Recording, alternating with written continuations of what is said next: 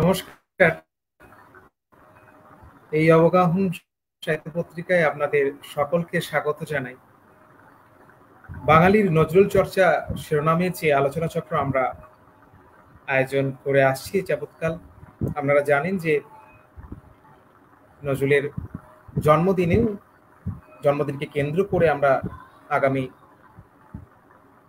দিনে শুধু নয় এবং আমরা নজরুলের জন্মদিনেরকে উপলক্ষ করে 3টে অনুষ্ঠান করেছিলাম এবং এই মাসেও আমরা নজরুলকে নিয়ে সামনে তার প্রয়াণ দিবস রয়েছে। আপনারা জানেন আমরা 10টি ধারাবাহিক অধিবেশন আয়োজন করেছি।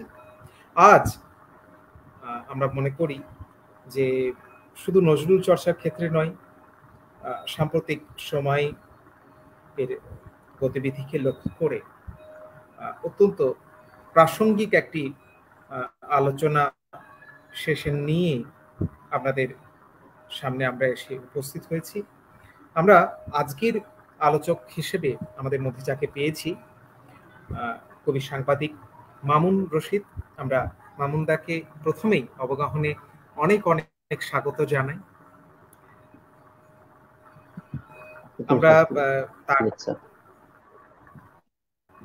আমরা আজকে তার যে আলোচনার শিরোনাম, সেই আলোচনার শিরোনাম কিছুটা এইভাবে ঠিক করেছি, অসাম্প্রদায়িক নজরুল, সন্ধানে এক মুক্ত আকাশ।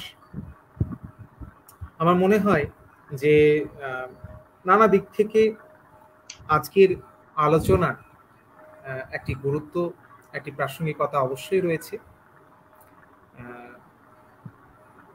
আমরা সরাসরি আজকের আলোচনায় প্রবেশের আগে, যেহেতু দাদার আজকে অবগাহনের প্রথম দিন, সুতরাং অবগাহনের দর্শক শ্রোতাদের সঙ্গে আমাদের একটু দাদার পরিচিতি দেওয়াটা প্রয়োজন। তো আমি কিছু প্রারম্ভিক কথা এখানে বলতে চাই। মামুন রশিদ জন্মসূত্রে বাংলাদেশের তার বেড়ে ওঠা এবং শৈশব এবং কৈশোরের তার যে জীবন পর্ব কেটেছে বাংলাদেশের উত্তরবঙ্গের বিভিন্ন জেলায়, এবং আমরা বলতে পারি যে স্নাতকোত্তর তিনি বাংলা ভাষা ও সাহিত্যে করেছেন এবং সাংবাদিকতায় পরবর্তীকালে স্নাতকোত্তর সম্পন্ন করে তিনি মানব সম্পদ ব্যবস্থাপনায় MBA করেছেন। কিন্তু এটি তার একমাত্র পরিচয় নয়। তার সুবিস্তৃত সাহিত্য জগৎ রয়েছে। এ যাবৎকাল প্রকাশিত কবিতার বই প্রায় 8টি মতো। উল্লেখযোগ্য মধ্যে কালো পাতা পোড়ো সাদা ছাই, কুশল তোমার বাঞ্ছা করি, যা কিছু লিখেছি সব সব সব প্রেমের কবিতা। এ যাবৎকাল প্রকাশিত একটি উপন্যাস হলো টিটু মিলনায়তন। এছাড়াও গল্প, প্রবন্ধ, স্মৃতিকথামূলক লেখা, অনুবাদ এবং একই সঙ্গে যেটা আমার মনে হয় যে জীবনী সিরিজের লেখাপত্র, যেমন Derozio, Nelson Mandela, mother Teresa, Hitler, Begum Rokeya ইত্যাদি নিয়ে উল্লেখযোগ্য কাজ তার রয়েছে। ফলে সে বিষয়ে আমরা তাকে আলাদাভাবে কৃতজ্ঞতা জানাই। তার সম্পাদিত ছোট কাগজ দিবাচ্য এবং খুব সম্প্রতি তিনি দুটো সংখ্যা ইতিমধ্যেই প্রকাশ করেছেন, নক্ষত্র দ্বিমাসিক সাহিত্য পত্রিকা, এবং একসঙ্গে ভূতটুস নামে যৌথ সম্পাদনায় তিনি ছোটদের কাগজ সম্পাদনা করেন। আমি জানি না যে হয়তো এখন বিভিন্ন জায়গায় নেটওয়ার্কের প্রবলেমও হচ্ছে, বা আজকে পশ্চিমবঙ্গে বিভিন্ন জায়গায় ঝড়ের সমস্যাও রয়েছে। আমার মোবাইলেও বিভিন্ন অ্যালার্ট এসছে ঝড়ের নিয়ে। আমাদের এখানেও আবহাওয়ার একটু অসুবিধা হচ্ছে আর হয়তো, যার জন্য আমাদের সেইভাবে এখন দর্শক এসে পৌঁছাতে পারেনি, আমি দেখতে পাচ্ছি। অসুবিধা নেই, আমাদের তো এটা যেহেতু রেকর্ডের আকারে থেকেও যাবে এবং পরবর্তীকালে বিভিন্ন মাধ্যমে মানুষজন এটা বারবার শোনে। তো আমরা আমাদের আলোচনা শুরু করতে পারি এবার। আমি প্রথমেই দাদার সঙ্গে যখন প্রাথমিকভাবে আমার কথাবার্তা হয়, আমার ভাবনার জায়গায়ও দাদার সঙ্গে আলোচনা করি যে শুধুমাত্র নজরুলের চিন্তন বিশ্ব তো আমরা অবশ্যই দেখব যে তার ভেতর দিয়ে কিভাবে এক রকমের অসাম্প্রদায়িক মনন, চিন্তন, তার চর্চা এবং সাধনার ভেতর দিয়ে তিনি বারবার খুব জোরালোভাবে সে দাবি করে গেছেন। বিভিন্ন চিঠিপত্রে বিভিন্ন জনকে তাকে নিয়ে আমরা দেখেছি যে তিনি বারবার কৈফিয়ত দিয়েছেন বিভিন্ন বিষয়ে। একই সঙ্গে আমরা দেখেছি যে বিভিন্ন সময়ে তার উপর লিখিত আকারে সরাসরি প্রত্যক্ষে বিরোধ হয়েছে, এবং তিনি বারবার কবিতার ভেতর দিয়ে, গানের ভেতর দিয়ে সেই বিরোধের, সেই প্রতিবাদের জবাবও তিনি দিয়েছেন। এখন যেটা বিষয় হলো যে কোনো আমরা গতকালই একটি অধিবেশন অতিক্রম করে এসেছি, সেখানেও আমরা রবীন্দ্রনাথ এবং নজরুলের ক্ষেত্রে এটা দেখে এসেছি যে এই দুই মনীষী তার জীবনের বিভিন্ন পর্বে শেষ অবধি কিন্তু মানবতার জয়গান গেয়েছেন, মানুষের ধর্মের কথা বলেছেন। এবং আমাদের মনে হয় যে বর্তমান সময়ের পরিপ্রেক্ষিতে আমাদের তাদেরকে বারে বারে স্মরণ করার এবং মূল্যায়ন করার প্রয়োজন রয়েছে। কোনো মানে অবগাহনের পরিকল্পনার ভেতর দিয়েও এটা একটা ব্যাপার যে আমরা সবসময় এটা ভেবে এসেছি যে শুধুমাত্র স্মরণ অনুষ্ঠান নয়, আমরা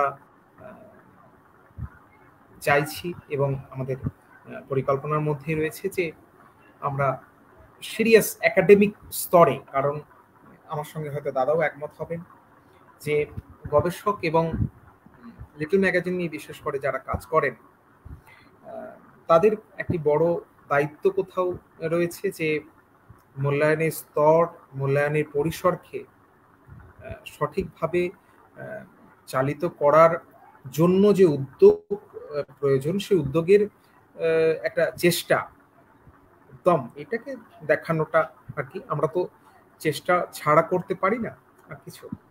তো আমি দাদার কাছে এবার সরাসরি যাব যে দাদা আপনি শুরু করুন, তারপরে আমরা কথাবার্তা চালাতে থাকবো। এবং একই সঙ্গে আমি মানে আমাদের সঙ্গে এখন দেখতে পাচ্ছি যে কয়েকজন রয়েছে, তো তাদের পরবর্তীকালেও যারা দেখবেন তাদের কাছে অনুরোধ যে যদি আপনাদের আজকের শিরোনামের বা টপিকের ব্যাপারে কোনো রকম কোনো মতামত বা জিজ্ঞাসা থাকে আপনারা সেটা রাখতে পারেন, আমরা চেষ্টা করব সেটা আমাদের পক্ষে নেওয়া গেলে আমরা অবশ্যই নেব। দাদা। ধন্যবাদ, শুভ সন্ধ্যা, সবাইকে শুভেচ্ছা। আজকে আমরা যখন নজরুল ইসলামকে স্মরণ করছি তখন তার প্রয়াণ দিবস খুব সামনে, 29 আগস্ট, আজকে 23 আগস্ট। নজরুলের মৃত্যু, কবি নজরুলের মৃত্যু 1976।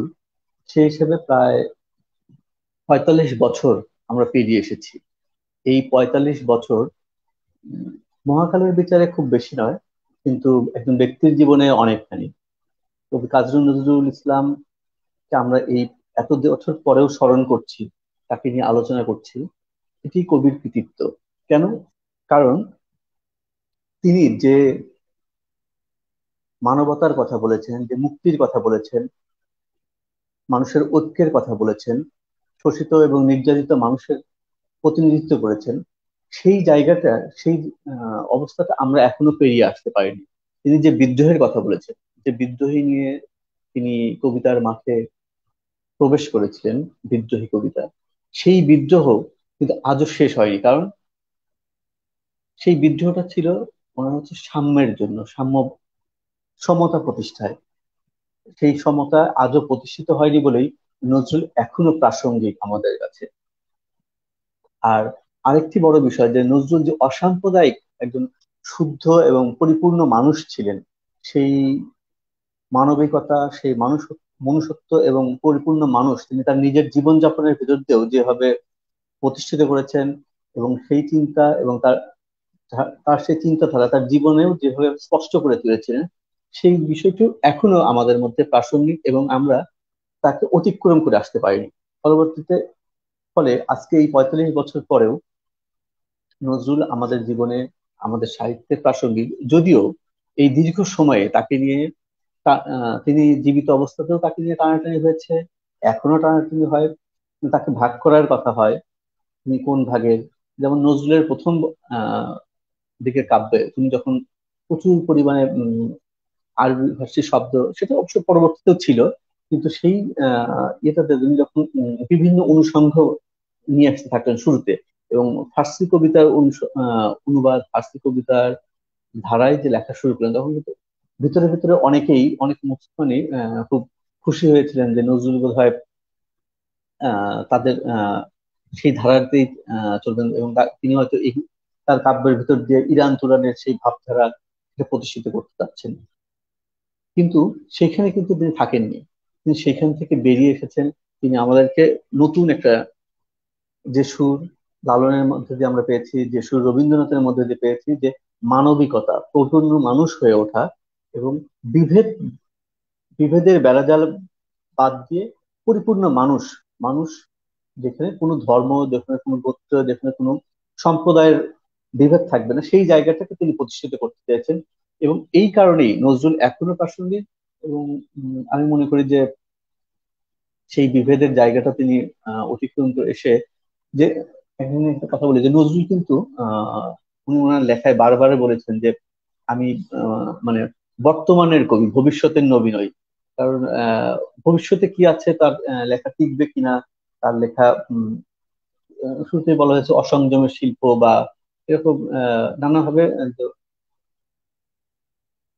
নজরুলের যে বহির্মীনতা, সেই বহির্মীনতার ভিতর দিয়ে তার লেখা টেখা গভীরতা নিয়ে অনেক প্রশ্ন তুলেছেন সেই সময় এবং পরবর্তীতেও।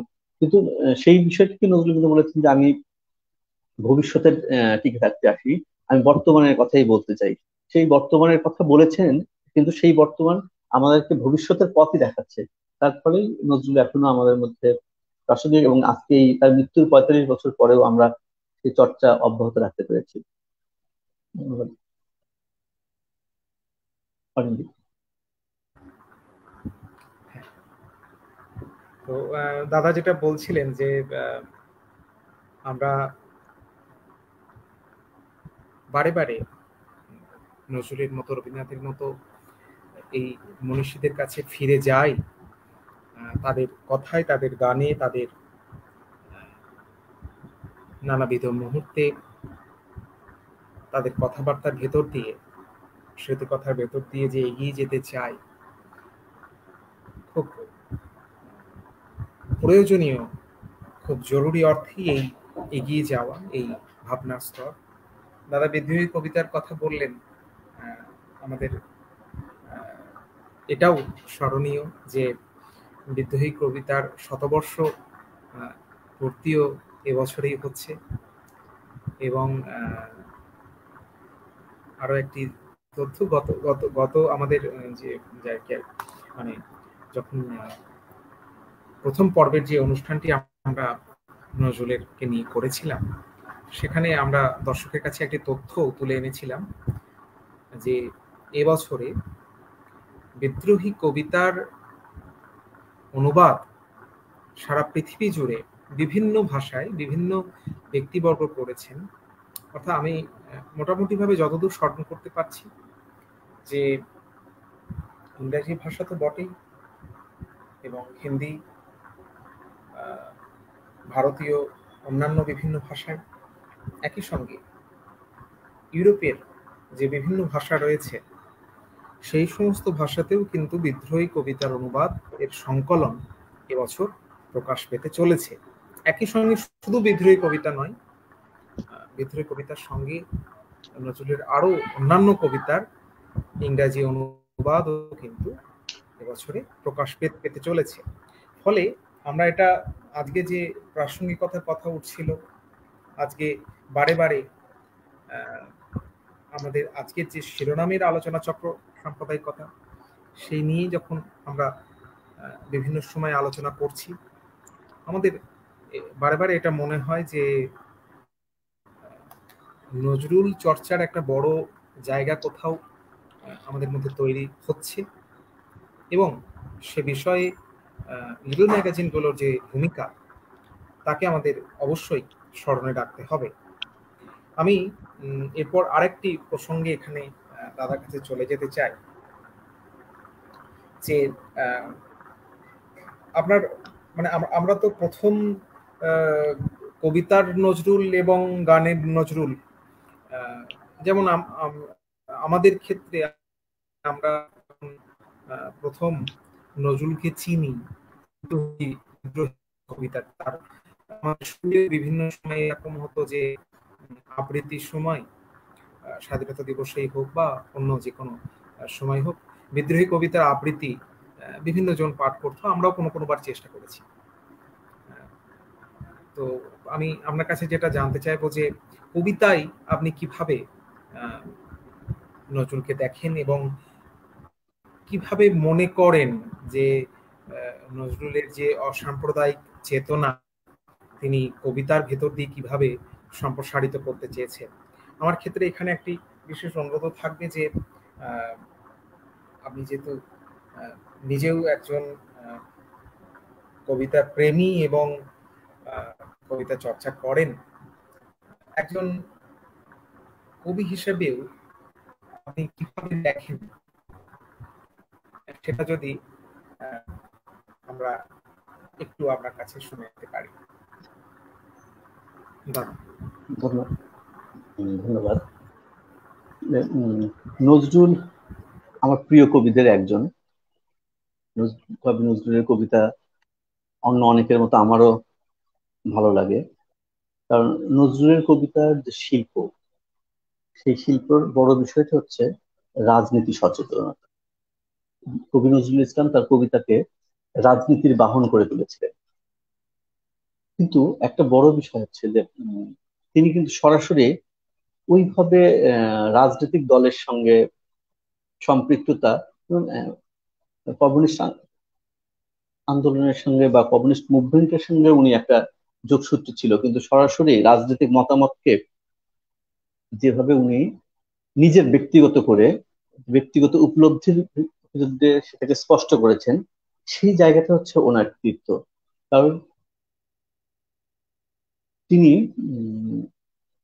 যে সমকালীন যে রাজনীতি, সমকালীন রাজনীতিটা ছিল ব্রিটিশ বিরোধী আন্দোলন, স্বাধীনতা, সেই সঙ্গে সঙ্গে সমাজের মধ্যে যে বিভেদ, ধনী গরিব, সেখানে যে অসাম্য, সেখানে সমতা আনা, এবং সেই সঙ্গে আরেকটি বিষয় যেটা আমরা বারবারই বলছি যে অসাম্প্রদায়িক চেতনা, মানে মানুষের মধ্যে দুটি সম্প্রদায়ের মধ্যে যে বিরোধ, সেই বিরোধ মেটানোর জন্য কবি নজরুল তার কবিতাকে বাহন করে তুলেছিলেন।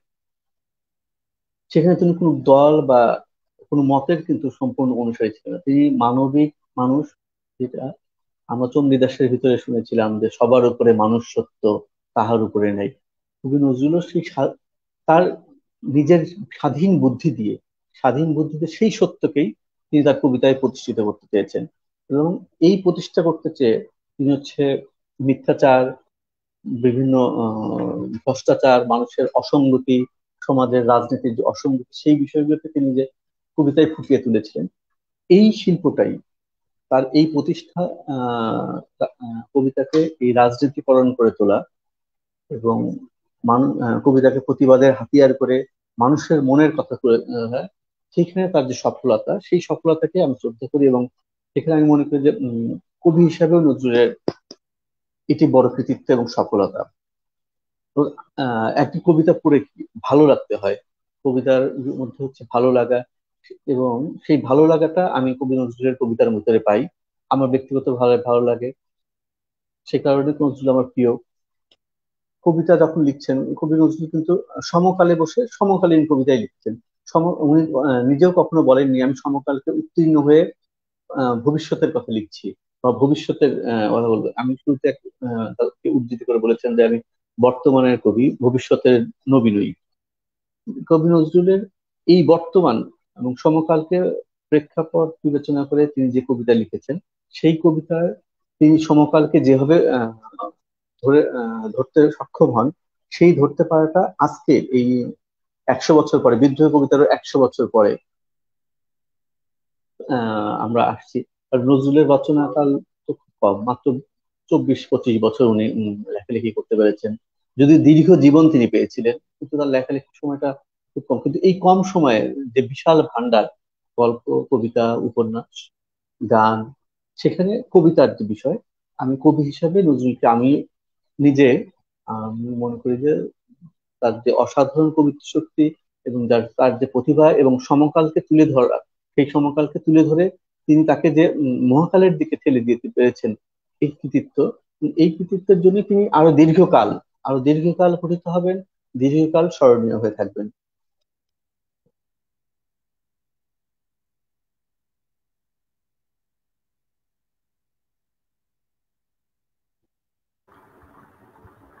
ঠিক।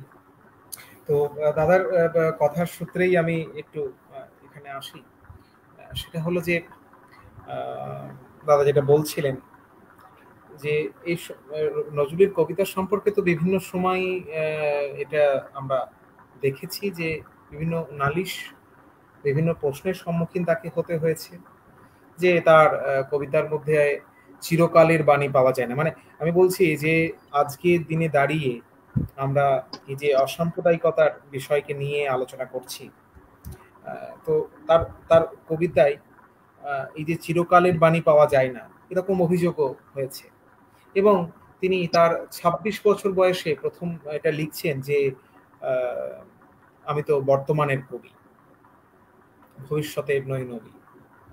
এবং আহ, দেখা গেছে যে তার বিভিন্ন সময় সেই যে প্রতিবাদ, সেই যে আহ, শিল্পের কোনো নৈতিকতা, কোনো সুচিতার জায়গা থেকে নয়, তিনি কোনো দর্থক ভাবে যে কোনো কথাকে খুব জোরালোভাবে বলতে চেয়েছেন, আমরা সেগুলো দেখতে পাই না। অর্থাৎ সাধারণত বৌদ্ধিকতা বিরোধী যে নাটকীয়তা, বা যে প্রশ্নটা বারে বারে আধুনিক কবিরা নজরুলের কবিতা নিয়ে দেগে দেন, যে আহ, তিনি সাহসী বালকের মতো লিখে গেছেন। তো আমাদের কোথাও না কোথাও আজকে এটা ভাববার অবকাশ বা ভাববার একটি পরিসর তৈরি হওয়া আহ, উচিত বলে আমার মনে হয়। সেটা শিল্পের স্বার্থে, সেটা সাহিত্যের স্বার্থে, যে নজরুল চর্চা আহ, আমাদের গোদা বাংলায় কথা আছে যে পরের মুখের ঝাল খেয়ে, আহ, বিষয়টা তো এইভাবে হয় না।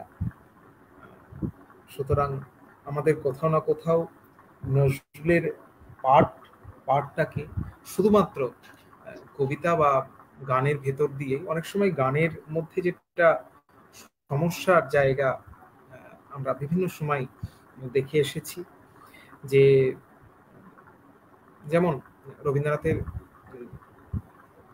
নজরুলের বিভিন্ন যখন উপন্যাস বা ছোট গল্পের ক্ষেত্রেও, চর্চার ক্ষেত্রেও আমরা বিভিন্ন সময় দেখে এসেছি যে সেখানে রবীন্দ্রনাথের গানের বিভিন্ন উদ্ধৃতি তিনি ব্যবহার করছেন। উপন্যাসের চরিত্রের মুখ দিয়ে বিভিন্ন রবীন্দ্রসঙ্গীত তিনি গাইছেন। এমনকি শুধু রবীন্দ্রসঙ্গীত শোনা বা গাওয়া নয়, তিনি একই সঙ্গে ধ্রুপদী সঙ্গীত নিয়ে নানা সময় পরীক্ষা নিরীক্ষাও করছেন। এবং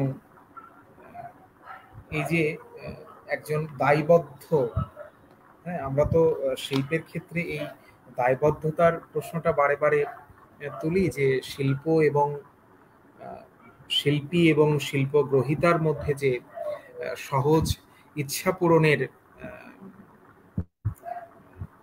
জায়গা রয়েছে, সেটাকেও আমাদের ভাববার অবকাশ রয়েছে। এবং এর অন্তরালে যে ফাঁকিবাজিও আছে, সেটাও কোথাও আমরা আমাদের নজরে আসে। এখন বারবার যেটা আমার বিভিন্ন সময় নজরুল নিয়ে নানাবিধ মানুষের কথাবার্তার ভেতর দিয়ে, আপনি দাদা বিশেষ করে এটা তো মানে যেহেতু আপনি বলেছেন যে কবিতার মানে আপনার কথার ভেতর দিয়ে এটা উঠে এসেছে যে রাজনীতি সচেতন একজন মানুষ। আচ্ছা, আমি একটা প্রশ্ন এখানে একটু দেখিনি, শর্মিষ্ঠা সেন বলছেন, প্রশ্নটা একটু রাখছি। নজরুলের গানে ব্যক্তিগত অনুভূতি এমন গভীরভাবে রয়ে গেছে সে সম্পর্কে জানতে চাই। আচ্ছা, আমরা সে প্রসঙ্গে অবশ্যই আসব, সে প্রসঙ্গে আমরা আসব। এখন আমি যে বিষয়টি নিয়ে দাদা কথা বলছিলেন, যে একজন রাজনীতি সচেতন, দেখুন আমার মনে হয় যে নজরুলের মতো এমন একজন মানুষ যিনি তার জীবন প্রক্রিয়াকরণ তো আর পাঁচজন কবির মতো কবিতা একাডেমি বা কবিতা মহলের কবি মহলের মধ্যে দিয়ে তো বেড়ে ওঠেনি। এবং একই সঙ্গে তিনি একথাও বলছেন যে রাজনীতি যদি না করব তাহলে যুদ্ধে গিয়েছিলাম কেন। এবং পরবর্তীকালে আমরা দেখেছি যে তিনি মুজাফফর আহমেদ তার সান্নিধ্যে যখন এলেন, তারপর বারে বারে এমনকি আমরা দেখেছি যে কৃষক আন্দোলন বা শ্রমিক আন্দোলনের সঙ্গে গণবিপ্লবে তিনি সরাসরি সংযুক্ত থেকেছেন। ফলে এটা তো বলার একটা বড় জায়গা রয়েছে তার। তিনি নিজে অত্যন্ত রাজনীতি সচেতন একজন ব্যক্তিত্ব ছিলেন। এখন আমরা একটু অন্য প্রসঙ্গে আপনার কাছে চলে যাব যে বর্তমান সময়েও আপনি যেহেতু সংবাদপত্রের একটি বড় এরিয়ায় দীর্ঘদিন কাজ করে চলেছেন এবং বাংলাদেশের তথা আমাদের সামগ্রিক নজরুল চর্চার যে গতিবিধি সেটাও আপনার নিশ্চয়ই দৃষ্টিগোচর হয়, চর্চার মধ্যে আছে। সেই জায়গা থেকে আমি এটা আপনার কাছে জানতে চাইবো যে এই যে অসাম্প্রদায়িকতার প্রশ্ন আজকে বারে বারে এই বিষয়টা কোথাও উঠে আসছে। নজরুল একটা সময় আমরা দেখেছি যে তিনি রেডিও মাধ্যমে এমনকি তার বিভিন্ন লেখাপত্রের ভেতর দিয়েও কোরআনের বিভিন্ন অনুবাদ তিনি নিজে করছেন, ব্যাখ্যা দিচ্ছেন। তার কবিতা নিয়ে আমরা দেখে এসেছি যে যখন যেমন বিদ্রোহী কবিতার মধ্যে যখন এত হিন্দু দেবদেবীর প্রসঙ্গ তার কবিতার মধ্যে এসেছে তখন মুসলিম সম্প্রদায়ের দিক থেকে তাকে এটা বলা হয়েছে, তিনি তার জবাব দিয়েছেন। অর্থাৎ একজন মানুষ তার নিজের জীবৎকালে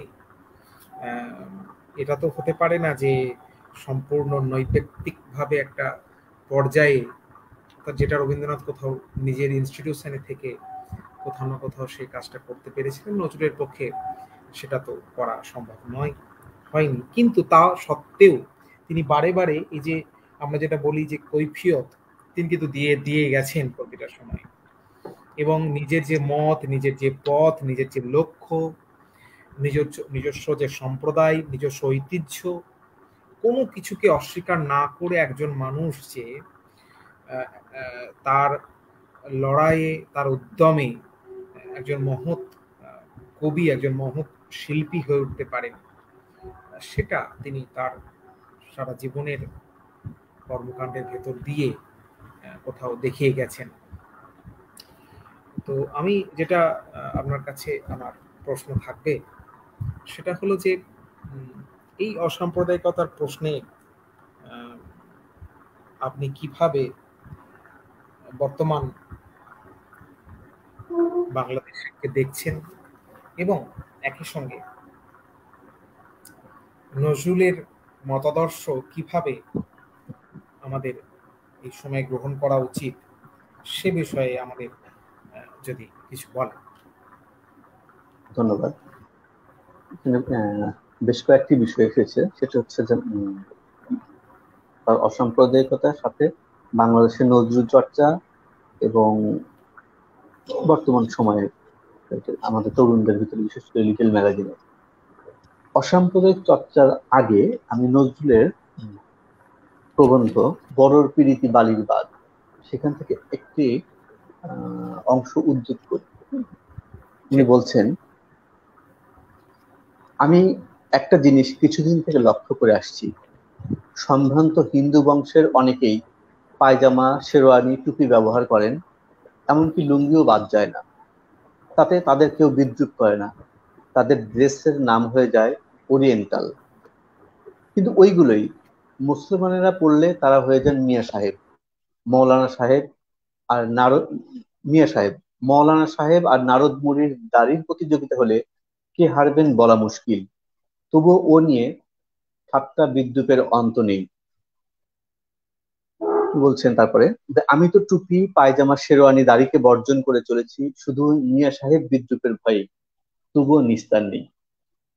এই যে অবস্থাটির কথা উনি বললেন, আজ থেকে প্রায় 50 বছর ধরে, যেহেতু তারিখটা আমার কাছে এই মুহূর্তে নেই, সেই প্রেক্ষাপটটা কিন্তু আজকেও, সরি 50 বছর, 100 বছরই হবে, 100 বছর, 100 বছরেও কিন্তু আমরা ওই অবস্থাটাকে অতিক্রম করে আসতে পারিনি। আমি নজরুলের প্রাসঙ্গিকতার কথা বলছিলাম, সেই প্রাসঙ্গিকতাটা এই উদ্ধৃতি দিয়েও আমরা প্রমাণ করতে পারি, বলতে পারি। নজরুলের একটা কবিতার কথা বলি, জাতের বদজাতি, ওটি গেল মুসলিম পার্ট। জাতের বদজাতির কথা যখন কবিতা গানে যখন বলছেন যে, জাতের নামে বদজাতি সব, জাত জালিয়াত খেলছে জুয়া, ছুঁড়েই তোর জাত যাবে, জাত ছেলের হাতের মোয়া, হাতের নয় তো মোয়া। এই যে প্রেক্ষাপট, মানে আমরা পোশাক দিয়ে মানুষকে বিচার করছি, পোশাকের ভিতর দিয়ে মানুষকে ছাপ দিয়ে দিচ্ছি যে সে কি। একইভাবে জাতের বিষয়টাও যে আসছে, এই দুটি বিষয় কিন্তু এখনো সমান প্রাসঙ্গিক। এই এই জায়গাটা আমরা এখনো অতিক্রম করে আসতে পারিনি। পর- নজরুল এই জায়গাটা যে বিদ্রোহ করেছিলেন, সেই বিদ্রোহটা উনি কিন্তু পুরো ধর্মের বিরুদ্ধে বিদ্রোহ করেন নাই। উনি ধর্মের যে প্রক্রিয়া, যে আমরা যারা এই ধর্মটাকে বিভিন্নভাবে নিয়ন্ত্রণ করছে তারা মোল্লা পুরোহিত, তাদের বিরুদ্ধে উনি বিদ্রোহ করেছেন। কারণ ধর্ম ধর্মের প্রতি ওনার কোনো বিরূপ বিরাগ ছিল না। উনি যখন লিখছেন যে পবিত্র কোরআনের আমপাড়ার যে শেষ 30 পাড়ার শেষ পাড়াটা, অধিকাংশ মুসলিমের ওই অংশের অনেক দোয়াই হচ্ছে মুখস্থ, সূরা মুখস্থ তাকে। কাজী নজরুল সেইটার পদ্যানুবাদ করছেন। পদ্যানুবাদ করার সময় সেখানকার ভূমিকায় কিন্তু তিনি বলেছেন যে, আমার জীবনের সবচেয়ে বড় স্বাদ ছিল এই পবিত্র কোরআন শরীফের পদ্যানুবাদ। সেটা সেখানকার সময়ের অভাবে তিনি করে উঠতে পারেন, সেই কৈফিয়ত দিয়েছেন। তারপরে ওই অংশটার তিনি যে অনুবাদ করেছেন, আজকে আমাদের পোস্টারেও কিন্তু সেইখান থেকে আহ, আমাদের কোরআনের প্রথম সূরার যে সূরা ফাতিহা, সেখানকার কবি নজরুলের অনুবাদ থেকে আমরা কিন্তু পোস্টারের একটা অংশ দেখছি যে, অভিশপ্ত আর পথভ্রষ্ট যারা, প্রভু তাহাদের পথে যেন চালায় না প্রভু। এই অংশটুকু কোরআনের উনি কিন্তু হুবহু অনুবাদ করেনি, উনি করেছেন পদ্যানুবাদ এবং ভাবানুবাদ। অনেক মোল্লা মৌলবীর চেয়ে উনি হয়তো আরবি ফার্সি কম জানতেন, কিন্তু সেই জানাটা, তার উপলব্ধিটা ছিল গভীর তাদের চেয়ে। ফলে তার জ্ঞানের যে গভীরতা, তার জ্ঞান উপলব্ধির যে গভীরতা, সেটা সে আন্তরিকতা দিয়ে উনি এটাকে অতিক্রম করে আমাদেরকে একটা বিশেষ ভাবের সাগরে ডুবিয়ে দিতে পেরেছেন। কাজী নজরুল চর্চার যে বিষয়টা এখন বললেন লিটল ম্যাগাজিনে, আমাদের এখানে বাংলাদেশের কথা বলি আমি, সেখানে আমাদের লিটল ম্যাগাজিনের চর্চা, লিটল ম্যাগাজিনের সত্যিকার অর্থে লিটল ম্যাগাজিনে নজরুল কেন্দ্রিক কোনো আলোচনা, কোনো বড় রকমের কাজ আমার চোখে পড়েনি। আমাদের যে চর্চাটা হয় সেটা হচ্ছে দৈনিকে, বিভিন্ন দৈনিকের যে সাহিত্য পাতা, এখানে নজরুল জয়ন্তী, নজরুল প্রয়াণ দিবসে নজরুলকে স্মরণ করে অসংখ্য লেখা বের হয় সাময়িক পত্রগুলোতে। কিন্তু লিটল ম্যাগাজিনে তরুণদের যেখানে, যে সেই জায়গাটায় আসলে ঘাটতি রয়ে গেছে। ঘাটতি রয়ে গেছে কারণ, এর কারণও আমি মনে করি যে আমাদের যে, আপনি যেটা বললেন যে ছাপ মেরে দেওয়া, একজনকে চিহ্নিত করে দেওয়া। যেমন জীবনানন্দকে আমরা তিমির হরণের কবি, দুঃখবাদী কবি, রূপসী বাংলার কবি, ঠিক সেইভাবে নজরুলকে যেমন আমরা বলা হচ্ছে সাম্যের কবি, মানবতার কবি, বিদ্রোহী কবি। এই যে ছাপ মেরে দেওয়া, এই ছাপ মেরে দেওয়ার বাইরে আমরা যে নতুন করে চিন্তা করব, আমরা সেই চিন্তার জায়গাটা আসলে তৈরি হচ্ছে না। কারণ একাডেমিক পর্যায়ে বিশ্ববিদ্যালয়ে বা নজরুল ইনস্টিটিউট কেন্দ্রিক যে আলোচনাতে বা দৈনিক পত্রিকায় যে যেখানে আলোচনা, সেখানে দৈনিক পত্রিকার যে নিবন্ধগুলো প্রকাশ হয়, সেখানে দেখা যায় যে প্রবীণদের প্রাধান্য। কারণ যারা নজরুল গবেষক আছে তারাই লিখছেন, তারাই বিশ্লেষণ করছেন। কিন্তু তরুণদের ভিতরে এই আলোচনা সীমিত। তরুণরা ওই ব্যক্তিগত পর্যায়ে আমি যাদেরকে জানি, সেই আমার অভিজ্ঞতা থেকে বলছি, এটা সামগ্রিক বিচার নয়, ব্যক্তিগত পর্যায়ে। এখানে নজরুল চর্চা খুবই সীমিত, কারণ নজরুলকে ওই ছাপ মেরে দেওয়া, আমরা পাঠ্যপুস্তকে যেটুকু পড়েছি এর বাইরে আসলে নজরুলকে নতুন করে ভাবা, নজরুলের নতুন রচনাগুলি পড়া, নজরুলকে জানা, নজরুলের কবিতা, সেই জায়গাটা একটা ঘাটতি রয়ে গেছে। এবং এই ঘাটতির কারণটা সম্ভবত ওই নজরুলকে একটা নির্দিষ্ট বৃত্তের ভিতরে আটকে ফেলা। এখন আমাদের তরুণ প্রজন্মের দায়িত্ব হবে সেই বৃত্তের ভিতর থেকে নজরুলকে বের করে নিয়ে এসে নজরুলকে নতুন ভাবে চেনানো। আর আমরা বলি যে নজরুলের কবিতা প্রচুর আরবি শব্দ ব্যবহার, কিন্তু সেই শব্দের ব্যবহারে আমরা কিন্তু বিকল্প শব্দ কিছু কিছু ক্ষেত্রে তৈরি এখনো হয় নাই। তো আমরা আদালত, নজরুল নিজেই তার ইয়ে প্রবন্ধের মধ্যেই বলছেন, বড়র প্রীতি নালিশ বা প্রবন্ধের মধ্যেই বলছেন যে বিচারালকে আদালতকে আমি বিচারালয় বলবো, কিন্তু নাজির, পেশকার, উকিল এই শব্দগুলোর বিকল্প কি? খুন, খুন শব্দটি অকাতরে আমরা ব্যবহার করছি, কিন্তু খুন শব্দটির বিকল্প কিন্তু বাংলা ভাষায় ওইভাবে আমরা পরিভাষা তৈরি করি নাই, বা সেই পরিভাষা তৈরি হলেও সেই শব্দটি ওই রকম জোরালো হয়ে উঠছে না।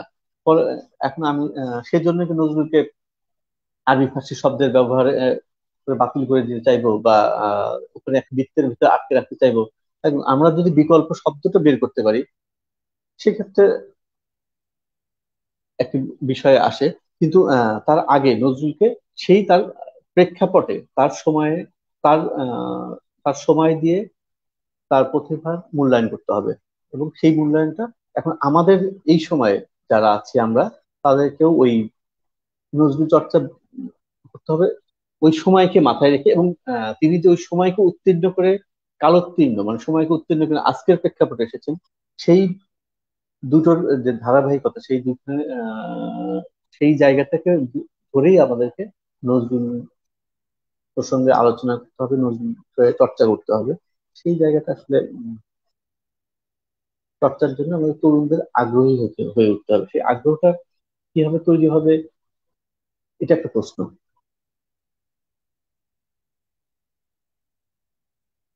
একদম, একদম। একজন এখানে বলছিলেন যে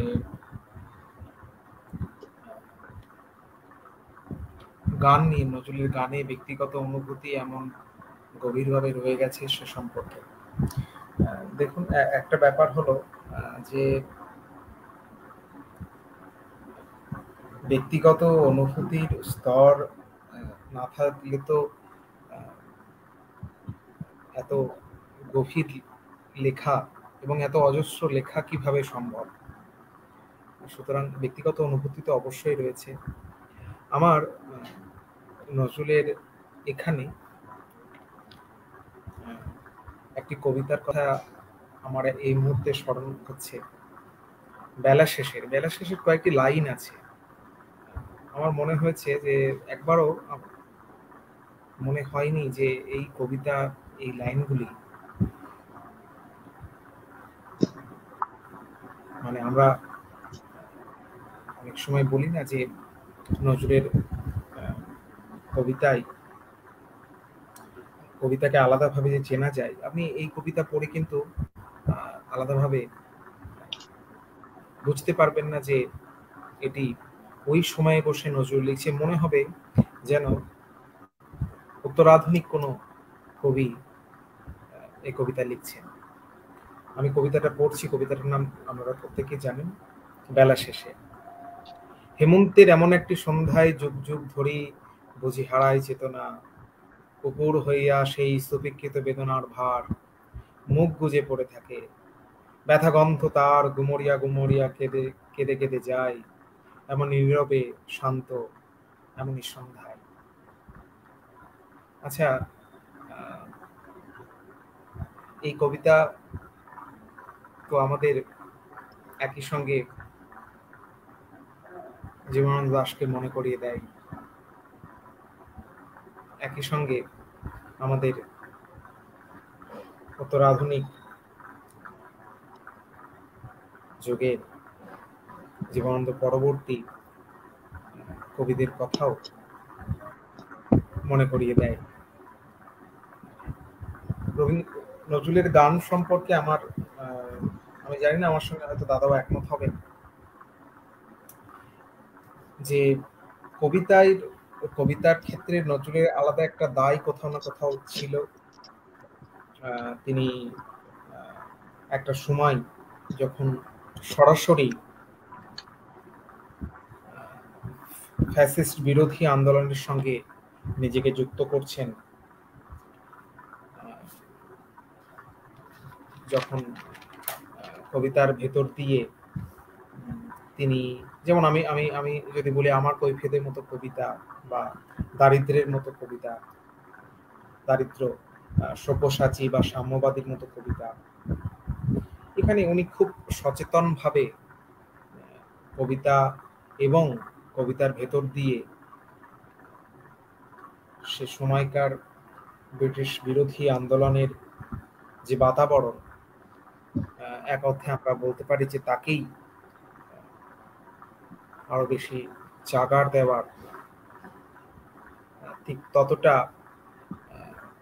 শিল্পের দায় থেকে নয়, যতটা সামাজিক দায় থেকে তিনি লিখছেন। এই হৃদয়ের ধ্যান গুহা মাঝে বসিয়া সাক্ষ্যমণি, ত্যাজিল রাজ্য মানবের মহাবেদনার ডাক শুনি। অর্থাৎ কোথাও না কোথাও এই যে তার নিজস্ব, আপনি মানে যিনি উল্লেখ করেছেন যে নিজস্ব অনুভূতির জায়গা, ব্যক্তিগত অনুভূতির স্তর, দেখুন এই যে বলছি না যে ত্যাজিল রাজ্য মানবের মহাবেদনার ডাক শুনি, অর্থাৎ নিজের বেদনা যখন মহাবেদনার সঙ্গে যুক্ত হয়ে যায়, তখন কিন্তু আমার ব্যক্তিগত যে অনুভূতি, সেই অনুভূতি আর বড় হয়ে থাকে না।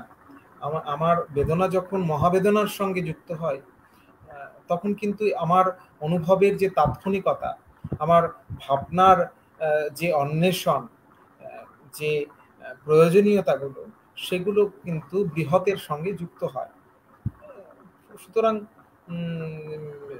যে জীবন বেদ বা যে জীবন অনুষঙ্গ বা যে ব্যক্তিগত অনুষঙ্গের কথা আমরা বারবার বলে থাকি, আমার মনে হয় যে কবিতার থেকেও গানে সেই ব্যক্তিগত অনুষঙ্গ বারবার এসেছে। আমি আর একটি জিনিসও এখানে আপনাদের সঙ্গে ভাগ করে নিতে চাই। আপনারা যদি তার প্রথম দিকের কবিতা লক্ষ্য করেন, যে কবিতায় বারে বারে মাতৃ অনুষঙ্গ ফিরে ফিরে আসছে, এবং মাতৃ অনুষঙ্গের সঙ্গে আসছে প্রেমের প্রসঙ্গ, কিন্তু খুব যেটা আমরা বলে থাকি যে নিবিড় ভালোবাসার অনুভব, সেই অর্থে আমরা তার কবিতায় যতটা না দেখি, তার থেকে বেশি গানে আমরা দেখতে পাই। নজরুলের গান নিয়ে তো আমরা আগে বেশ কয়েকটা পর্ব করেছি, এবং সেখানে আমরা এটা আলোচনা করার চেষ্টাও করেছি যে নজরুল ইসলাম এমন একজন মানুষ যিনি একই সঙ্গে অজস্র শ্যামা সঙ্গীত লেখেন, একই সঙ্গে ইসলামী গান লেখেন।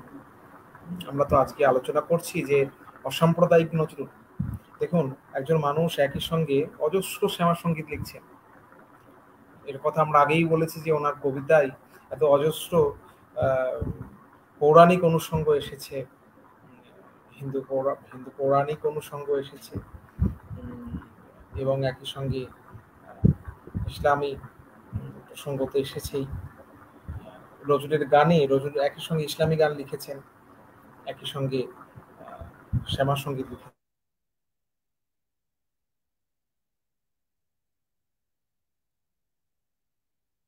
সচেতনভাবে এটা বলতে পারেন, ওরে ভয় নাই আর, আজ জাগিয়া উঠিছে হিমালয় চাপা প্রাচী, গৌরী শিখর তুহিন বেদিয়া হেদিয়া জাগিছে সব্যসাচী। অর্থাৎ এই যে আমরা বলে থাকি না যে সমকালীন দ্বন্দ্ব, আধুনিক জীবন অনুষঙ্গ, বা এই যে রূপায়ণের জল অচল ভেদ, সুতরাং এই সমস্ত কিছু গিয়ে যে জায়গায় আমাদের বারে বারে আঘাত করে, আমাদের বেদনাকে, আমাদের দীপ্ত বেগবান যৌবন বা সাহসী এই সমস্ত শব্দবন্ধগুলো তো বারবার নজরুল চর্চার ক্ষেত্রে আমরা একাডেমিক স্তরে আলোচনা করে থাকি। সাম্যবাদী নজরুল, দারিদ্র কবিতার নজরুল, বিদ্রোহী নজরুল, অর্থাৎ এর বাইরে থেকে আমাদের কোথাও প্রতীয়মান অন্বেষণের বাইরে আমাদের যে অভিপ্সার অন্বেষণ, সেইটাকেও কোথাও আমাদের ভাবা দরকার বলে আমার মনে হয়। যে যে যে নজরুল এই চর্চার জায়গাটাকে আমাদের বারে বারে উস্কে দেন, সুতরাং সে বিষয়ে আমাদের তো ভাবতে হবে। আমি এরপরে আমরা প্রায় আমাদের 50 মিনিট অতিক্রম করে এসেছি, তো আমি এরপর সরাসরি দাদার কাছে আরেকটি প্রসঙ্গে এখানে যাব। আমি আগে বেশ কিছু ইয়েতে এটা আপনার সঙ্গে আলোচনা করছিলাম যে একজন আধুনিক কবির অনুষঙ্গ, মানে আমি ব্যক্তিগত পর্যায়ের বেশ কিছু কাজের ক্ষেত্রে আমি অনুসন্ধান করতে চাইছিলাম যে একজন, আমরা যদি এই বিদ্রোহী নজরুল তার কবিতার মধ্যে যে এই বিদ্রোহী অনুষঙ্গের শব্দবন্ধ ব্যতিরেক, তাকে শুধুমাত্র একজন এই এই নিজেরা বলছেন না, প্রশ্ন করেছে, একজন নৈবেক্তিক সত্তার একজন কবি হিসেবে আমরা যদি খুব বাছাই করে নিই, অর্থাৎ ওই বাছাইয়ের সংকলন, সেখানে এমন একটি সংকলন হবে যেখানে একেবারে আলাদা একজন আধুনিক কবি, মানে আমি আমার কোথাও আপনাকে প্রশ্ন করার একটা বড় জায়গাও হলো যে এই যে সংকলন, অর্থাৎ এই যে সঞ্চিতার সংকলন, দেখুন কি আশ্চর্যভাবে সঞ্চিতার সংকলন, এই সংকলনের জায়গাটাকে কি আমরা পাল্টাতে পারি না? পাল্টে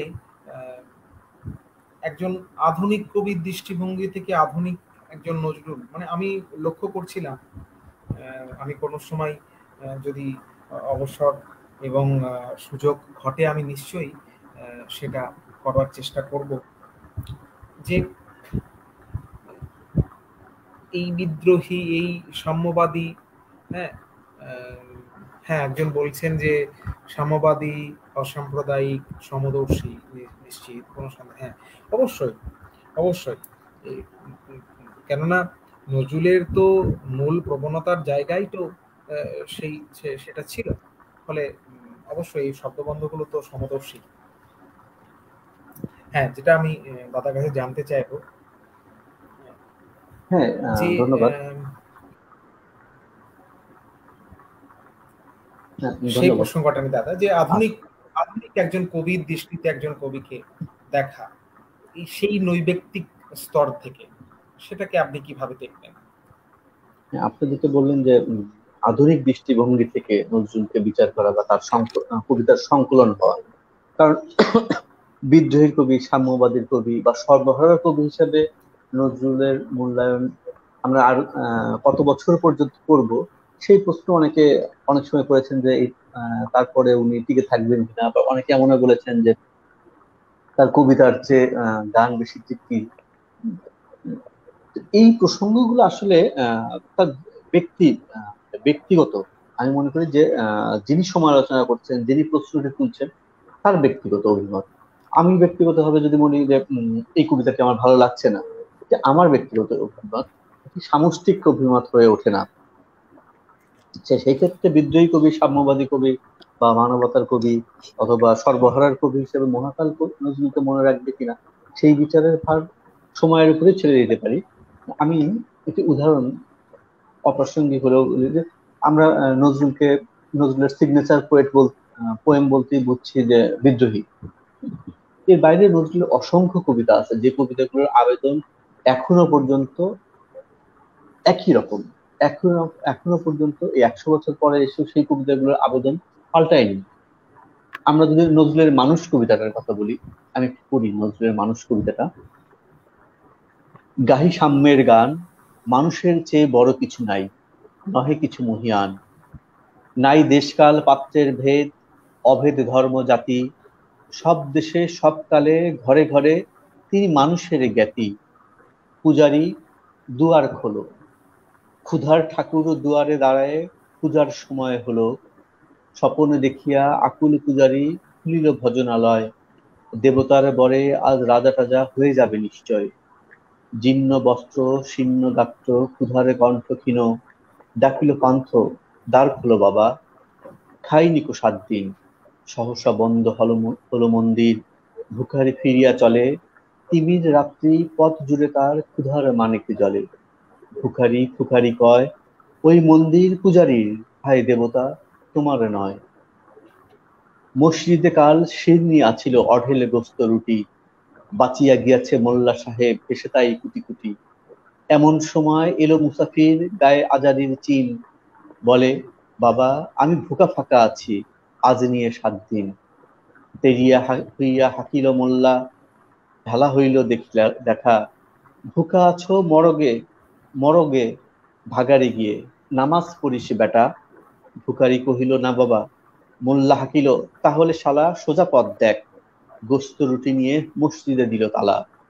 ভিখারি ফিরিয়া চলে, চলিতে চলিতে বলে, 80টি বছরে কেটে গেল, আমি ডাকিনি তো, আমি ডাকিনি তোমায় প্রভু। আমার ক্ষুধার অন্ন তা বলে বন্ধ করনি প্রভু। তব মসজিদ মন্দিরে প্রভু নাই, মানুষের দাবি। মোল্লা পুরুত লাগাইছে তার, সকলের দুয়ারে চাবি।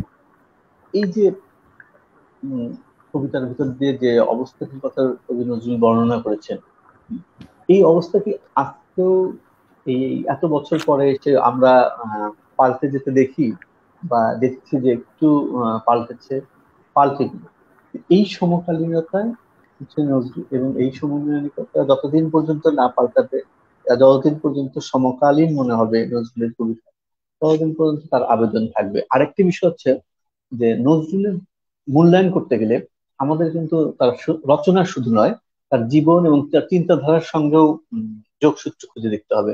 কারণ এই তিনের পটভূমিকা, রচনা, জীবন এবং চিন্তাধারা, এই তিনের পটভূমিকায় হচ্ছে প্রকৃত নজরুল। কারণ তার রচনা, তার জীবন এবং দর্শন কোথাও কিন্তু স্ববিরোধী নয়, তিনি আত্মবিরোধী নন। সব ক্ষেত্রেই তিনি ব্যক্তি জীবনে যেমন তার রচনাতেও ঠিক একই রকম, তার চিন্তাও তাই। এবং তিনি যখন বলছেন, নজরুল একটি কথা বলেছেন না, যে আমি কেউ বলেন আমার বাণী জবন, কেউ বলে কাফের, আমি বলি ও দুটোর কোনোটাই না। আমি শুধু হিন্দু ও মুসলিমকে এক জায়গায় ধরে নিয়ে হ্যান্ডশেক করানোর চেষ্টা করেছি, গালাগালিকে গলাগলিতে রূপান্তরিত করতে চেয়েছি। এইটাই হচ্ছে নজরুল। নজরুলের ব্যক্তিগত জীবন, তার চিন্তাধারা, তার রচনা, এই মূল বিষয়টা হচ্ছে এইখানে নিহিত। এবং আমরা কিন্তু দেখি যে নজরুল বারবার বলছেন যে বিভিন্ন তার বিখ্যাত ইয়েতে যে মোরা একই বৃন্তে দুটি কুসুম, হিন্দু মুসলমান।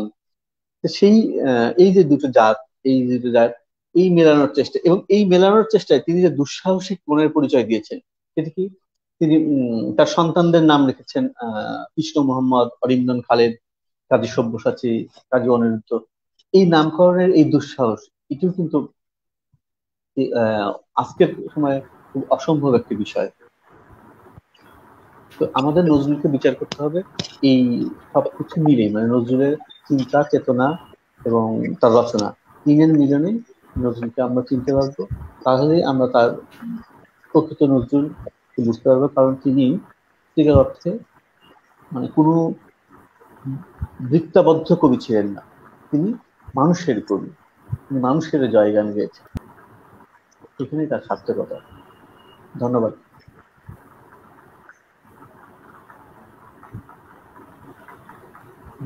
আমি একটু আমার সংযোগটা বিচ্ছিন্ন হয়ে গেছিল। হ্যাঁ, আমরা সুশীলদা এখানে প্রশ্ন করেছেন যে মানে উনি বক্তব্য রেখেছেন যে আমরা মূল আলোচনায়, হ্যাঁ আমরা মূল আলোচনায় একটু প্রবেশ করছি।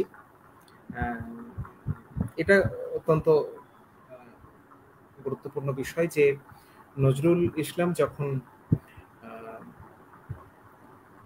জাতীয়তাবাদী আন্দোলনের সঙ্গে যুক্ত হচ্ছেন, সে সময় তার চিন্তা চেতনার মধ্যে ধর্মীয় যে অসহিষ্ণুতা এবং সাম্প্রদায়িকতার যে সমস্যা, সেটা নজরুলের প্রধান উদ্বেগের একটি বিষয় অবশ্যই ছিল, প্রথম থেকে ছিল।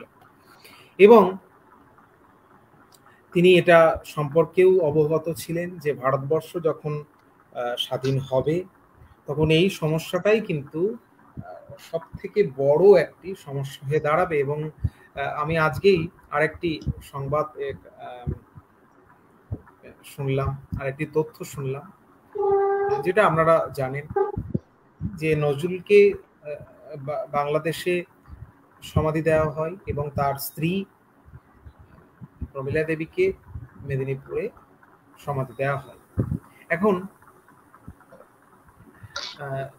এটা পরে সিদ্ধান্ত হয় যে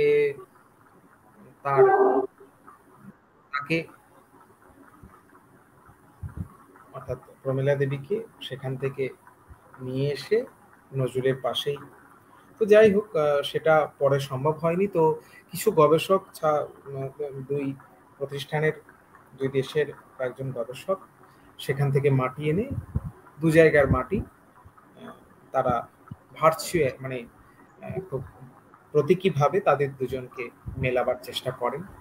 এখন আমি কেন কথাটা বললাম, কারণ নজরুলের চিন্তা ভাবনার মধ্যে এটা ছিল সবসময়। দেখুন, এখানে তো একজন প্রশ্ন করেছেন যে ব্যক্তিগত অনুভূতি। আসলে নজরুল তার চিন্তা ভাবনার মধ্যে ব্যক্তিগত অনুভূতি প্রসঙ্গটাকে সেই অর্থে আনতে চাননি। তার একটা বড় কারণই হচ্ছে এটাই যে এই ধর্মীয় অসহিষ্ণুতা, সাম্প্রদায়িকতার সমস্যাটা তার চিন্তা ভাবনার মধ্যে চিরকালই ছিল এবং রবীন্দ্রনাথের সঙ্গেও কিন্তু তিনি বারবার সে আলোচনা করেছেন। আমি এখানে কয়েকটি কথা দাদাকে সামনে রেখেই আমি বলছি। তিনি বলছেন হিন্দু মুসলমান প্রবন্ধে, হিন্দু মুসলমানের কথা উঠলে আমার বারে বারে গুরুদেবের ওই কথাটি মনে হয়, সঙ্গে সঙ্গে ওই প্রশ্ন উদয় হয় যে এই ন্যাজ, উনি ন্যাজ কথাটা, এই ন্যাজ গজালো কি করে, এর আদি উদ্ভব কোথায়? ওই সঙ্গে এটাও মনে হয় ন্যাজ যাদেরই গজায়, তা ভেতরেই হোক আর বাইরেই হোক, তারাই হয়ে ওঠে পশু। ওই সঙ্গে সেসব ন্যাজওয়ালা পশুর হিংস্রতা সরল হয়ে বেরিয়ে আসে বাইরে শৃঙ্গরূপে। তাদের তত ভয়ের কারণ নেই যত ভয় সেই সব পশুদের দেখে, যাদের হিংস্রতা ভেতরে, যাদের শিং মাথা ফুটে বেরোয়নি। শিংওয়ালা গরু মহিষের চেয়ে শৃঙ্গবিহীন ব্যাঘ্র ভল্লুক জাতীয় পশুগুলো বেশি হিংস্র, বেশি ভীষণ। এই হিসেবে মানুষও পড়ে ওই শৃঙ্গহীন বাঘ ভালুকের দলে, কেননা বাঘ ভালুকের দলে। কিন্তু তারপরে বলছেন, কিন্তু বাঘ ভালুকের তবু ন্যাজটা বাইরে, তাই হয়তো রক্ষে, কেননা ন্যাজ আর শিং দুই ভেতরে থাকলে কিরকম হিংস্র হয়ে উঠতে হয় তা হিন্দু মুসলমান ছোড়া না দেখলে কেউ বুঝতে পারবে না। হিন্দু মুসলমান প্রবন্ধে তিনি বলছেন। এখন 20-এর দশকে যখন হিন্দু মুসলমান সাম্প্রদায়িকতা যে রক্তাক্ত দাঙ্গা পর্যন্ত গড়ায়, নজরুল বারে বারে কবিতায় এবং গদ্যে সে কথা বলেছেন। তিনি মন্দির ও মসজিদ প্রবন্ধে জানাচ্ছেন যে দেখলাম হত আহতদের ক্রন্দন, মসজিদ টলিল না, মন্দিরের পাষাণ দেবতার সাড়া দিল না, শুধু নির্বোধ মানুষের রক্তে তাহাদের বেদী চির কলঙ্কিত হইয়া রহিল। এবং একই সঙ্গে অনিবার্যভাবে যে প্রসঙ্গটা এখানে দাদা উল্লেখ করেছেন ওই কবিতাটির কথা, যে হিন্দু নাড়া মুসলিম ওই জিজ্ঞাসে কোনজন, কান্ডারি বল ডুবিছে মানুষ সন্তান মোরমার। এবং আরো একটি প্রসঙ্গ যে এখানে আমাদের উল্লেখে দাবি রাখে, সেটা হলো নারী স্বাধীনতার প্রসঙ্গ। তিনি জানতেন যে এই সাম্প্রদায়িকতার প্রশ্নে বা অসহিষ্ণুতার প্রশ্নের সঙ্গে নারী স্বাধীনতার প্রশ্নটিও অনিবার্যভাবে জড়িত, এবং তিনি বিভিন্ন সময় সে প্রসঙ্গে চিঠিপত্রেও জানিয়েছেন। তার নারী বিষয়ক কবিতাও আছে। বিশ্বের যা কিছু মহান সৃষ্টি চিরকল্যাণকর, অর্ধেক তার করিয়াছে নারী, অর্ধেক তার নয়। সুতরাং এটাও আমাদের একটাই ভাবনার বিষয়। তিনি বারবার এ কথা বলেছেন যে তিনি মুসলমানের কবিও নন, তিনি হিন্দুরও কবি নন, তিনি বৌদ্ধ খ্রিস্টানেরও কবি নন, তিনি সবার কবি। এই কথাটা উনি বারবার এই বিষয়ে জোর দিয়েছেন।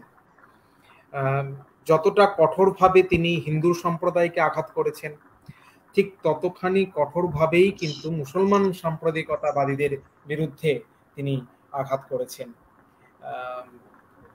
একই সঙ্গে আমরা কিছুক্ষণ আগে যে কথাটি বলছিলাম, যে এই যে মেয়েদের স্বাধীনতার এবং মেয়েদেরকে যে বাইরে বেরিয়ে আসতে হবে, বৃহত্তর ক্ষেত্রে মেয়েদের যে সংযুক্ত হতে হবে, সে বিষয়ে তিনি বারবার বলেছেন। তিনি এ বিষয়ে বিভিন্ন সময় দুঃখ প্রকাশও করেছেন। যেমন বিভিন্ন চিঠিপত্রে তিনি দাঁড়িয়ে এটা বলেছেন যে ঘরের প্রয়োজনে আমরা তাদেরকে বন্দিনী করে রেখেছি।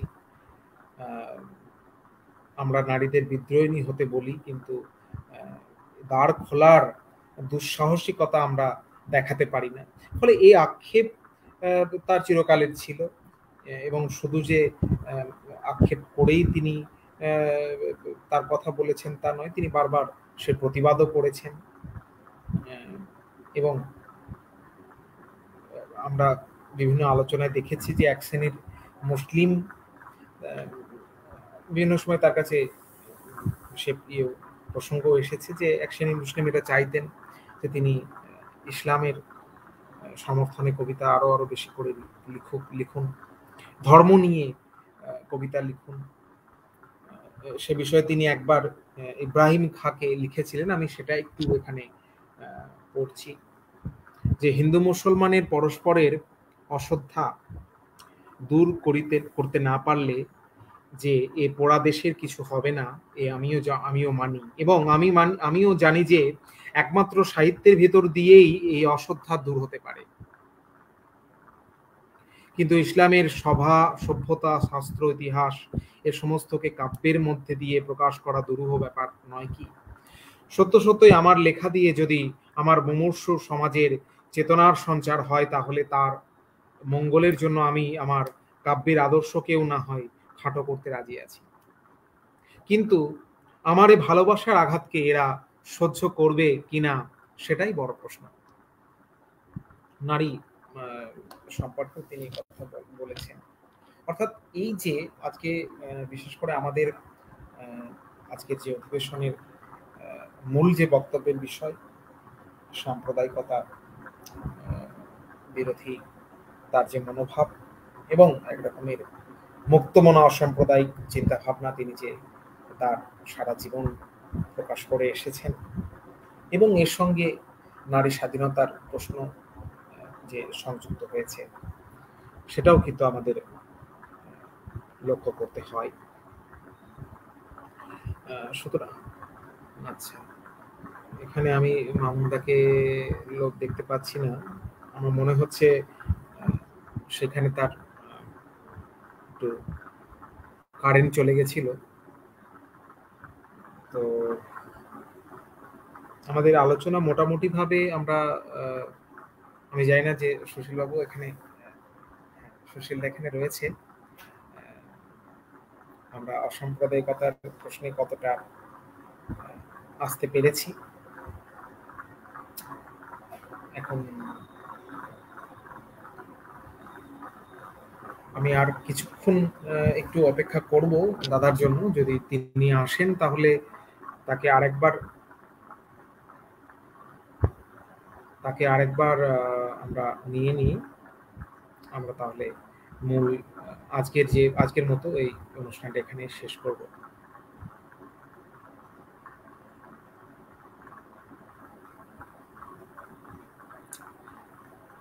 এখন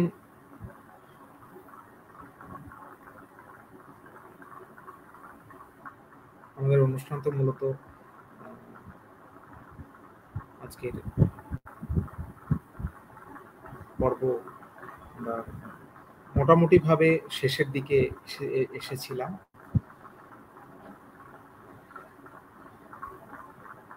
এবং আমার শেষ অবধি যেটা মনে হয় যে আমাদের যুব সমাজের ক্ষেত্রে এটা একটা বড় এর জায়গা যে এই অসাম্প্রদায়িক মানবতাবাদী চেতনা। গতকালও আমাদের যে আলোচনা, সে আলোচনায় আমরা বারবার বলে এসেছি এবং বিভিন্ন বক্তাও সেটা বলেছেন যে মানবতাবাদী স্তরকে কিন্তু আরো বেশি করে জাগ্রত করার প্রয়োজনীয়তা আছে। তো আমি বিশেষভাবে সকলকে ধন্যবাদ জানাচ্ছি, সকলকে আবারও সাদর অভ্যর্থনা জানাচ্ছি।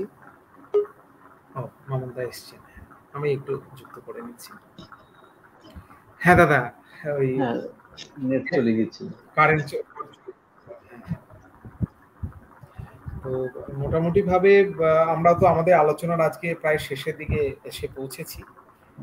আমার মনে হয় যে আপনি যদি শেষ কথায় কিছু প্রসঙ্গ বলেন তাহলে আমরা মোটামুটি ভাবে শেষ দিকে আমরা কথা শুনে আমরা আজকের মতো অনুষ্ঠান শেষ করবো। শেষ কথা বলতে আসলে নজরুলকে নিয়ে শেষ কথা তো শেষ হবার নয়, কারণ এত বড় মানুষ, এত এবং শুধু বড় মানুষ বলতে নয়, একজন সম্পূর্ণ মানুষ বলতে যা বোঝায় কবি নজরুল সেই জায়গাটা আমাদের দেখিয়েছেন, যে বড় সত্যিকার অর্থে সম্পূর্ণ মানুষ বলতে যা, সেই জায়গাটা কবি নজরুলের জীবন কর্ম রচনা দিয়ে।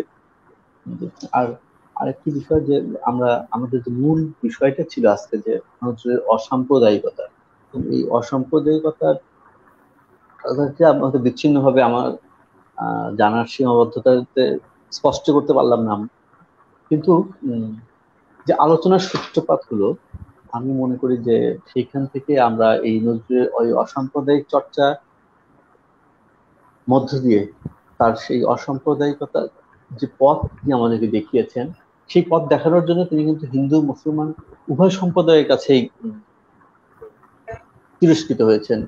আবার উভয় উভয় সম্প্রদায় তাকে নিজের মনে করেছে, তখন আবার দূরে ঠেলেছে তাদের কাছে। কারণ নজরুলের কবিতায় কঠোর সমালোচক ছিলেন যারা, তারা বলছেন যে তার কবিতা এত আরবি ফার্সি শব্দের ব্যবহার, আবার অন্য পক্ষ থেকে বলতেন যে দেবদেবীর ব্যবহার, দেবদেবী নানান দেবদেবীর কথা। নজরুলের যে ধূমকেতু, আমরা যে শারদ সংখ্যায় যে সংখ্যাটি নিষিদ্ধ হলে এবং নজরুল শারদ সংখ্যার ধূমকেতু সবগুলো কপি বাজেয়াপ্ত হলেও জেলে যেতে হলো। তারপর আমরা যে পেলাম সেই বিখ্যাত ইতিহাস খ্যাত রাজবন্দির জবানবন্দি, সেই জায়গাগুলোতে আমরা দেখি যে সেই কবিতাটাও কিন্তু নজরুল দুর্গা দেবী দুর্গার প্রতীকে প্রতিকায়িত করে তার কবিতায় বিদ্রোহের কথাটা বললেন আসলে। এবং এই দেবদেবীর নাম বলার জন্য তিনি মোল্লাদের শুদ্ধ ভর্ৎসনা শুনেছেন, তার জন্য তিনি কিন্তু লিখেছেন যে দেবদেবীর নাম মুখে আনে সবে দাও পাজিটারে জাত মেরে, এই কথাটা বলেছেন। আবার ঠিক একইভাবে যখন হিন্দুদের দ্বারা তিনি তিরস্কৃত হয়েছেন, তখন তিনি লিখলেন সব ছেড়ে দিয়ে করিলাম বিয়ে, হিন্দুর এখন আড়ি চাচা। নজরুল তার জীবনে নানাভাবে এই দুটি সম্প্রদায়কে এক করতে চেয়েছেন, তার জীবন দিয়ে, তার জীবন রচনা দিয়ে, তার চিন্তা দিয়ে সেই জায়গাতে পৌঁছতে চেয়েছেন। এবং তিনি কিন্তু আক্রমণ করেছেন সেটা ধর্মকে নয়, ধর্মীয় গোঁড়াদেরকে। এবং এই গোঁড়ামিকে আক্রমণ করার পরেও তিনি সেই আক্রমণটা সবসময় শানিত রাখেননি, কারণ তিনি তার আক্রমণটাকে হালকা করে দিয়েছেন পরবর্তীতে এসে, যে কারণ তিনি চেয়েছেন যে এই গোঁড়ামি বিরুদ্ধে তার যে সাম্প্রদায়িক ঐক্যের মৈত্রীর যে বাণী, সেই বাণীটাকে প্রতিষ্ঠা করার জন্য তিনি পরবর্তীতে একটু একটু নমনীয় হয়েছেন। এবং সেটা হচ্ছে অসাম্প্রদায়িকতার বিরুদ্ধে। এই নজরুলের এই অসাম্প্রদায়িক মন আমাদেরকে নজরুল চর্চায়, তাকে আগামীতেও আমাদের মাঝে চিরজাগরুক রাখবে। তার কবিতা, তার গান, তার রচনা, তার অসাম্প্রদায়িক চিন্তা চেতনা আমাদেরকে সামনের দিকে, সামনের পথে পথ চলতে সহজ করবে আমাদেরকে। ধন্যবাদ সবাইকে, ভালো থাকবেন। এবং দাদা একটি ব্যাপার যেটা এ প্রসঙ্গে আর একটি কথা বলার, সেটা হলো যে আজকের পৃথিবীতে আমরা যে সব থেকে বড় যে চেতনার সংকট বলতে পারি, যার ভেতর দিয়ে আমরা এগিয়ে চলেছি, সেটা হলো মানবতাবাদ। এবং এই মানবতাবাদ রক্ষার স্বার্থে বিভিন্ন দেশে নানাবিধ সাংস্কৃতিক হোক, সামাজিক প্রক্রিয়াকরণের হোক, ভেতর দিয়ে হোক, এর একটা চেষ্টা সবসময় চলছে।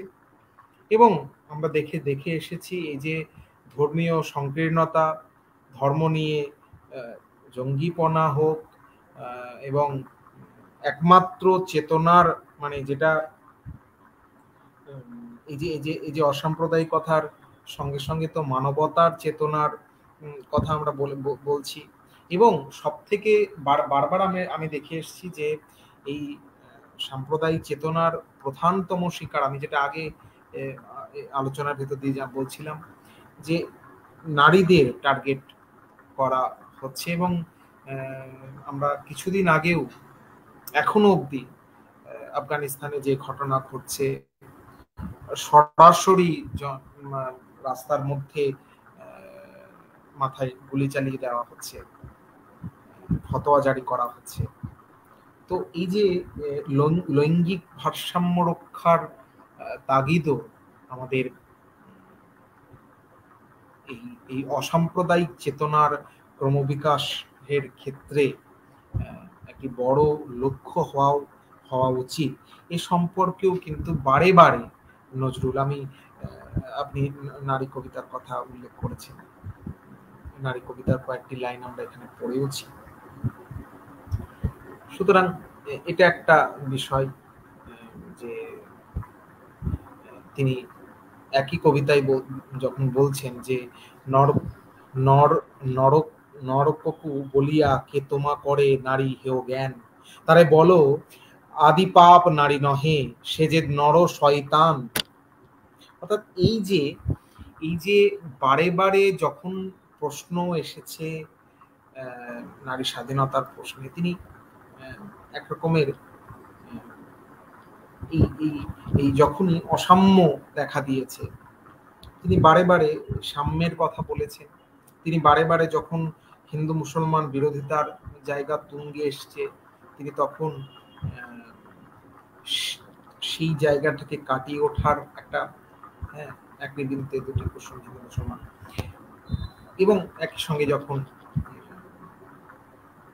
নারীদের কথা এখানে বলা হয়েছে, এ বিশ্বে, যখন উনি বলছেন এ বিশ্বে যত ফুটিয়াছে ফুল, ফলিয়াছে যত ফল, নারী দিল তাহে রূপ রস মধুগন্ধ সুনির্মল, তাজমহলের পাথর দেখেছে দেখিয়াছে তার প্রাণ, অন্তরে তার মমতাজ নারী বাহিরেতে সাজা। অর্থাৎ সামগ্রিকভাবে নজরুলের যে অসাম্প্রদায়িক এবং মানবতামুখী চিন্তা ভাবনা, তার সম্প্রসারণ তার সমগ্র সাহিত্য সৃজনের ভেতর দিয়ে আছে। এবং এটাই একটা বড় শিক্ষা, বড় চেতনার উন্মুক্ততার জায়গা, যে আমাদের সে বিষয়ে স্মরণ করতে হয়। আমরা বিশেষভাবে কৃতজ্ঞতা জানাই দাদাকে, তিনি আমাদের সঙ্গে রয়েছেন, এবং আমরা সেই সঙ্গে কৃতজ্ঞতা জানাই যারা দর্শক ছিল আর এতক্ষণ আমাদের সঙ্গে রয়েছেন, তাদেরকেও।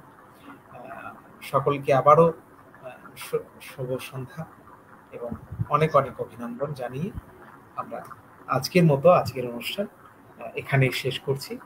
সঙ্গে থাকবেন, ভালো থাকবেন।